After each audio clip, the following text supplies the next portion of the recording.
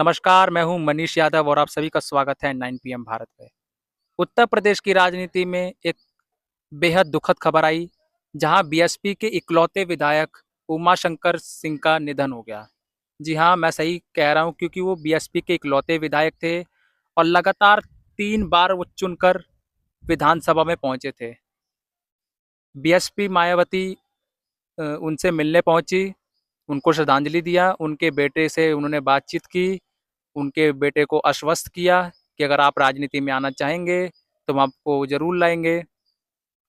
और कहीं न कहीं देखा जाए तो उमाशंकर जी बीएसपी के लिए बहुत बड़े कद्दावर नेता थे, क्योंकि जब-जब मायावती बहुत कमज़ोर पड़ती थी, उनकी पार्टी बहुत कमज़ोर पड़ती थी, तब-तब इकलौते विधायक जो बार-बार चुनाव जीत के आते थे, लगातार 3 बार जीते थे, वो विधानसभा पहुँचे जीतकर। कहीं न कहीं मायावती भी ये समझती थी कि कहीं न कहीं देखा जाए तो मायावती भी ये समझती थी कि बीएसपी के लिए उनके लिए कितने मायने रखते थे वो, क्योंकि वो जब-जब भी चुनाव लड़े, डट कर लड़े और जीत कर आए। क्या कहती है मायावती, आइए सुनते हैं। सक्रिय रहे हैं, समाज में लोगों की बहुत सेवा करते रहे हैं। तो मैं परिवार चाहेगा तो उनके बेटे को मैं राजनीति में आगे करूंगी।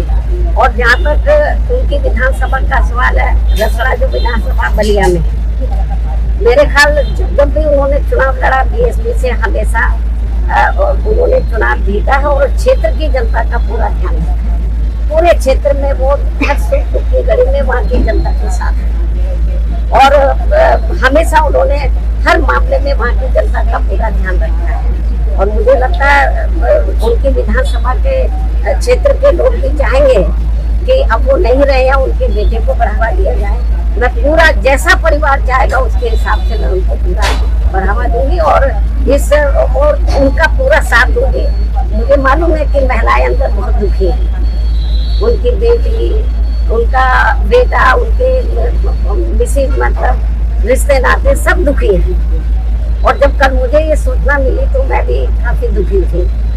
बीच में मैं एक बार देखने के लिए भी आई थी, तबीयत ज्यादा ठीक नहीं थी, लेकिन वो इतना मुझे मानते थे अपनी रियल सिस्टर की तरह कि एक बार उनको लगा कि बहन जी को बहुत दिन हो गया देखे हुए, मुझे मिलना चाहिए। तो मैंने कहा कि आप बीमारी की हालत में क्यों आए, मैं आ जाती आपके घर में। वो मेरे घर पर मिलने के लिए, बीमारी की हालत में भी बोलते कि नहीं, मैं आई थी इधर मिलने के लिए, उनसे मिली थी, लेकिन उनको लगा कि बहन जी की याद आ रही है, आप बता देते मैं आ जाती।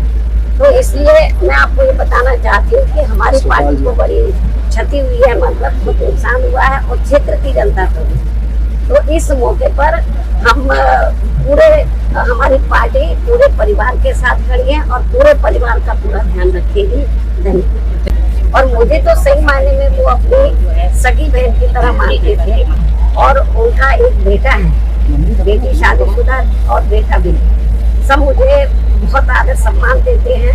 तो मैं इस मौके पर पूरे परिवार को ये आश्वासन देना चाहती हूँ, यदि परिवार चाहेगा तो उनके बेटे को मैं राजनीति में आगे बढ़ावा दूंगी, उनके स्थान पर पूरा मैं